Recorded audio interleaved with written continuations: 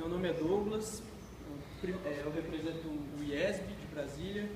Primeiro, colocar que é uma honra estar aqui, uma honra muito grande, e agradecer imensamente a oportunidade aqui de trazer um pouquinho do meu trabalho.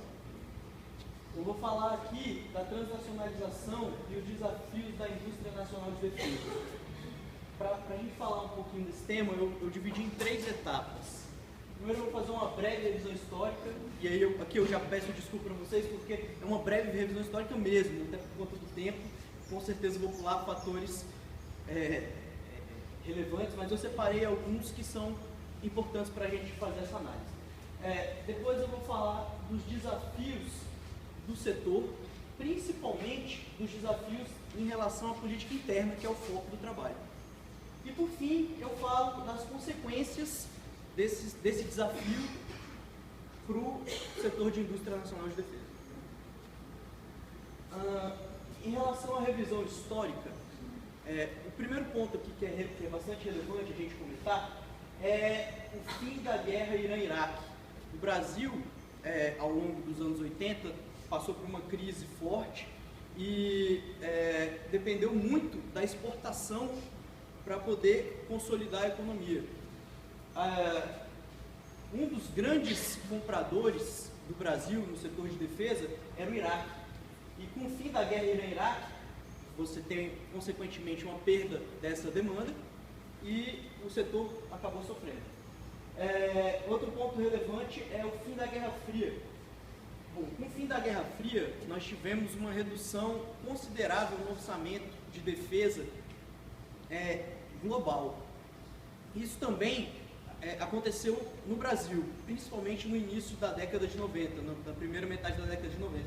A redução foi da ordem de 34% entre 88% e 98%, ou seja, é mais do que um terço, é uma redução relevante. Consequentemente, com a redução do orçamento, você tem uma redução da demanda dos países por armas, por material bélico.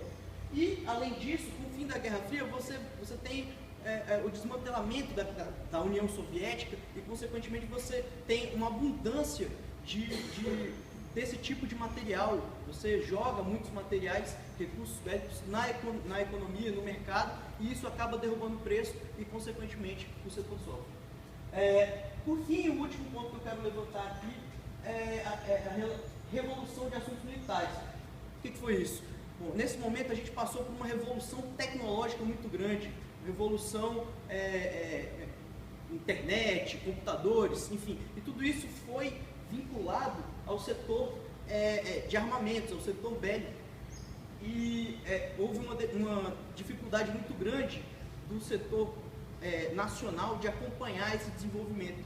Então você tem perda de mercado em relação a isso também.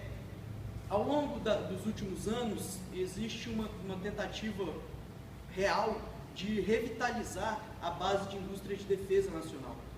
E, bom, o principal documento, inclusive nós tivemos uma apresentação brilhante do Almirante Roberto mais cedo, Almirante Roberto, certo? Desculpa, enfim, que trouxe sobre a Estratégia Nacional de Desenvolvimento e qual é o principal objetivo aqui, um dos principais que nós podemos trazer sobre a Estratégia Nacional de Desenvolvimento. Capacitar a indústria nacional de defesa para que conquiste a autonomia tecnológica indispensável à defesa. E para isso, nós temos alguns fatores que podem ajudar, que a estratégia traz como ajuda para alcançar esse objetivo. Desoneração tributária, utilizar o poder de compra do Estado. O Estado é o principal ator demandante dessa indústria. Temos um incentivo à exportação e parcerias com outros países. Claro que também isso vem, esse discurso ele vem carregado, não só um discurso, muitas coisas a gente já tem colocado em prática, mas isso traz muitos desafios também. Desafios que eu trouxe aqui, que eu selecionei alguns, desafios na escala social. Eu disse que a gente utilizaria o poder de compra do Estado para poder fazer buscar essa revitalização. É claro que o poder de compra do Estado é um poder limitado. E nós temos como um fator social que o orçamento do Estado para a defesa concorre com o orçamento de outros setores, de educação, de saúde. Inclusive, mais cedo, o professor Rodrigo salientou exatamente isso. Disse que nós muitas vezes não podemos desvincular uma coisa da outra, porque você investir em defesa, consequentemente, você pode estar investindo em educação, em saúde, indiretamente, muitas vezes até diretamente. Econômicos, desafios econômicos, concorrência de grandes fornecedores. Ao longo da década de 90, como nós tivemos uma crise do setor muito forte, nós tivemos fusão de grandes empresas, as empresas se fundiram, nós tivemos aqui, até eu vou falar aqui da tecnologia, o desenvolvimento de tecnologias duais que possibilitaram que empresas civis e militares pudessem se fundir, e isso, com essa fusão, você acaba aumentando a demanda, e aumentando a demanda, a concorrência, aumentando a demanda não, você fundindo, você aumenta a concorrência, porque para você competir com uma indústria nascente, com uma indústria que se fundiu e cresceu, é muito mais difícil. Além disso, a defesa é um setor sensível. Então, significa que os países, quando eles puderem, os estados, quando eles puderem priorizar a produção local, eles vão fazer isso. De forma que, quando a gente fala em incentivar a exportação, é complicado quando você tem um estado que prioriza a sua produção local. Dificulta você investir, você incentivar exportações, por exemplo. Tecnologia. Tecnologia é uma das áreas mais relevantes para a defesa. E isso a gente já tem visto aqui ao longo de várias apresentações que disseram isso. Como eu disse antes, essa revolução tecnológica, o setor não conseguiu acompanhar e muitas vezes essa demanda das Forças Armadas por produtos mais sofisticados de tecnologia. E, bom, você tem também um outro ponto que é o bloqueio da transferência de tecnologias sensíveis. Como eu disse, o setor de defesa é um setor bastante sensível e você tem um bloqueio de muitos produtos, de questões tecnológicas por parte de outros estados. E mesmo quando tem a possibilidade de transferência tecnológica, isso também é um desafio, porque transferir tecnologia não é uma coisa muito fácil. Você primeiro, tem até uma frase que é bem relevante, que diz que para você receber tecnologia bem, você precisa produzir tecnologia bem.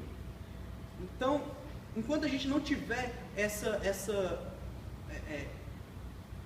consciência, essa determinação em desenvolver a nossa tecnologia, isso também dificulta a transferência de tecnologia.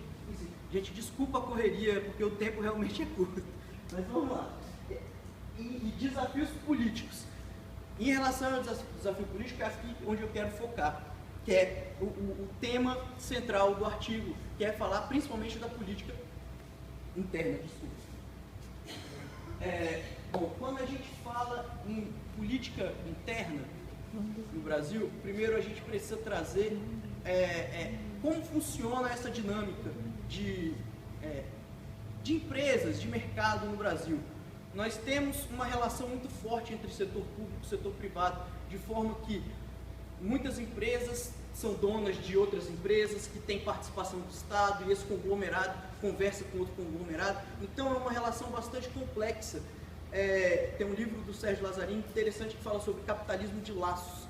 É uma rede que conversa de forma integral. E quando nós falamos de relação entre setor público e privado,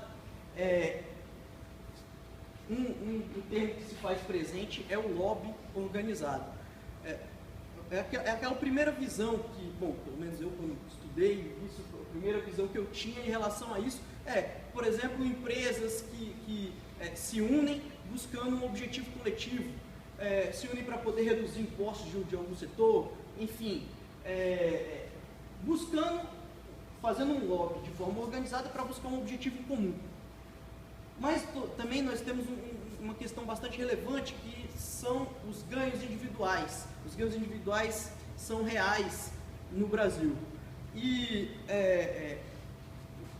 os fatores de ganhos individuais que a gente pode que pulam aos olhos, saltam aos olhos aqui, em primeiro momento é em relação ao financiamento de campanha.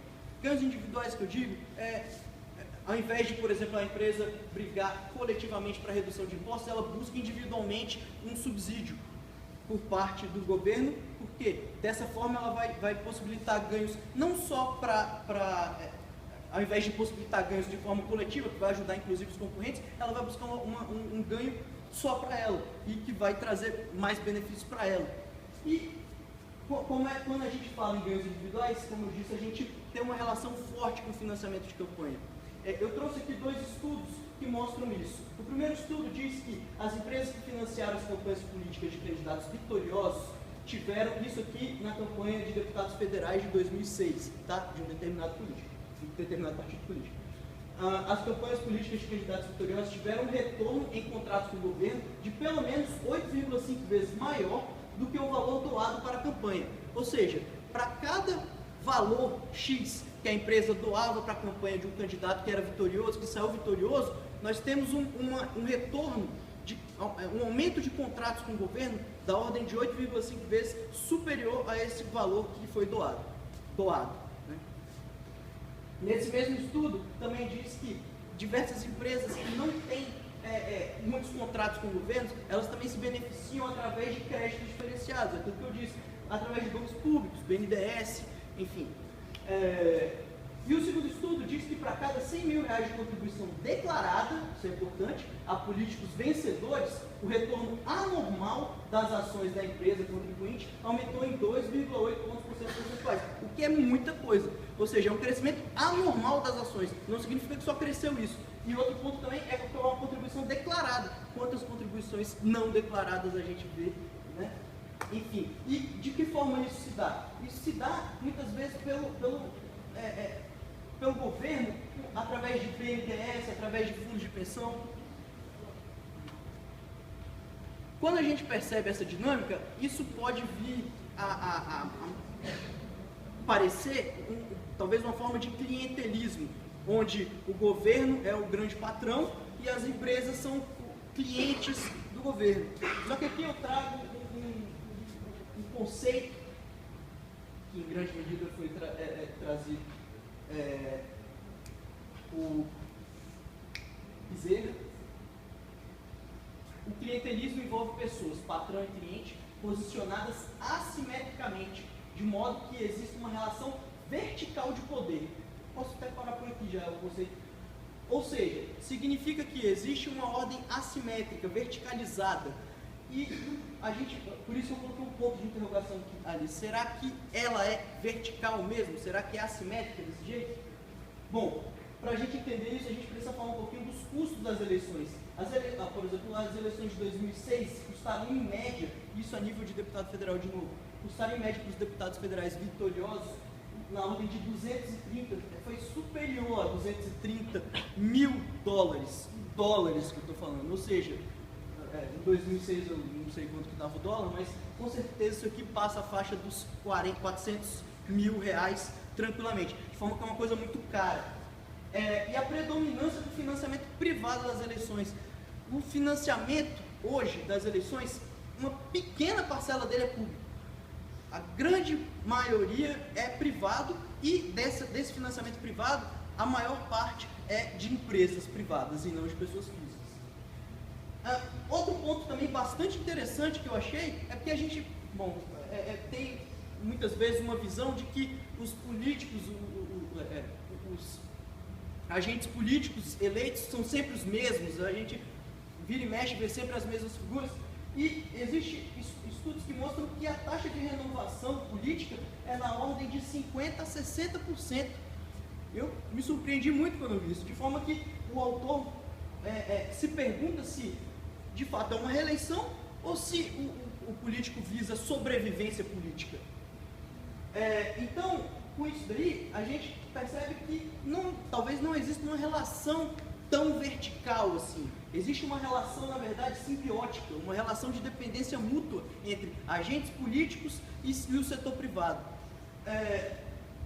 Bom, aí resposta que salta aos olhos é dizer, ah, ótimo, então é fácil, vamos acabar com o financiamento privado de campanha, resolvido o problema. Não é tão simples assim também. O financiamento privado de campanha, ele nem sempre existiu no país. De 1995 para trás, nós tivemos proibido o financiamento privado, e isso não impediu que a gente tivesse casos de corrupção, Caixa 2, enfim, diversos casos que o financiamento privado, mesmo proibido, não impediu. Além disso, nós vimos também que o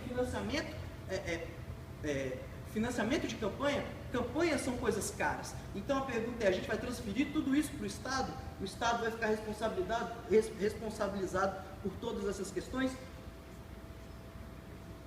Bom, e quais são as consequências disso para a gente aqui? Bom, a consequência óbvia disso é que os interesses individuais, específicos, pessoais, eles passam os interesses coletivos, eles ficam acima dos interesses coletivos nessa dinâmica.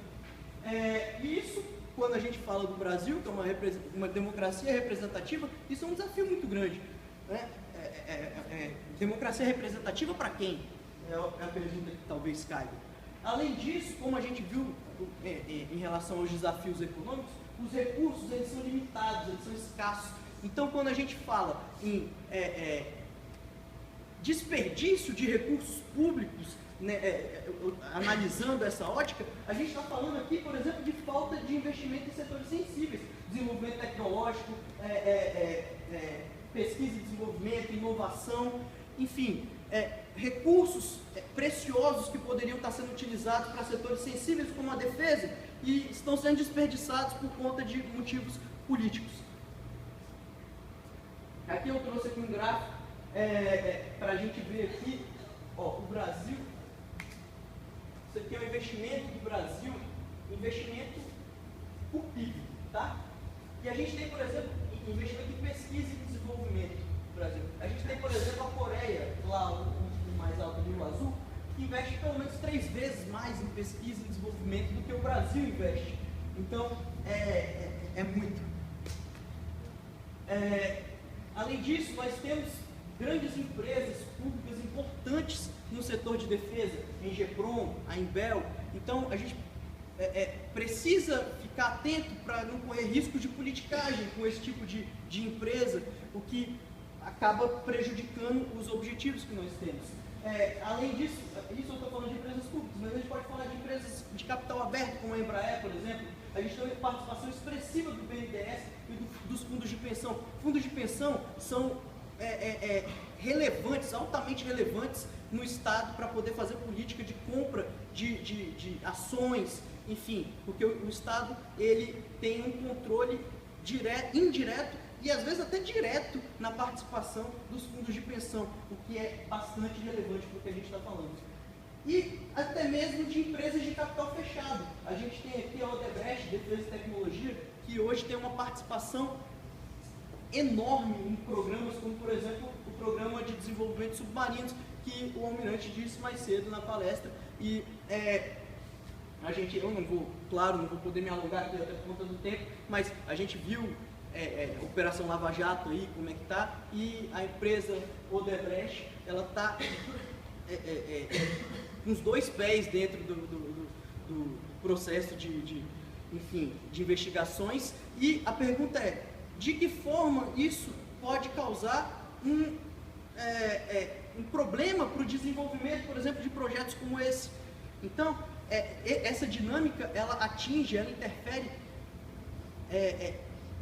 nas diversas camadas que nós temos, empresas públicas, empresas de capital aberto, empresas fechadas, não importa. Direto ou indiretamente acaba se refletindo em setores, como eu coloquei aqui a defesa nacional, mas a gente poderia falar de muitos outros fatores aqui.